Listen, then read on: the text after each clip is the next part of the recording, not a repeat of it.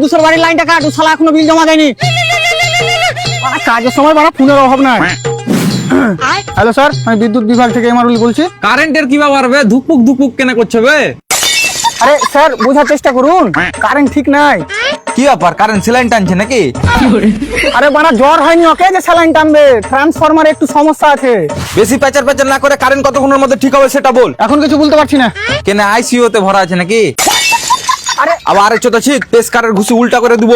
বললাম কতক্ষণের মধ্যে কারেন্ট আসবে। দেখো তুমি যা ইচ্ছা তাই করো গা, এখন আমি কিছু করতে পারবো না, এখন ম্যাগ হয়েছে। তুই এক কাজ কর, হারগে বাড়ির পেছন দিকখানে পেঠা, এখানে প্রচুর রোদ। ওদিকে বৃষ্টি হয়েছে, কোনটা আবার সর্দি ফর্দি লেগে যাবে। এই তুই এক কাজ করবো না, ফোন কাট। কেনে? তোমার খেপা নাকি বে? হ্যাঁ আমি তো খেপা, যাত্রার গায়ে ছুপ দিয়ে দিই।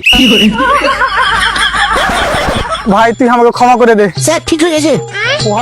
ঠিক হয়ে গেছে? এবার তো খুশি হয়ে যা ভাই, কারেন্ট ঠিক হয়ে গেছে দেখ। ঠিক হয়ে গেছে? তুই এক কাজ কর, কারেন্ট পেটাবার আগে রাস্তায় 2-4 কিলোমিটার চালিয়ে দেখেলে, আবার কোনটা রাস্তায় খারাপ টারাপ হয়ে যাবে।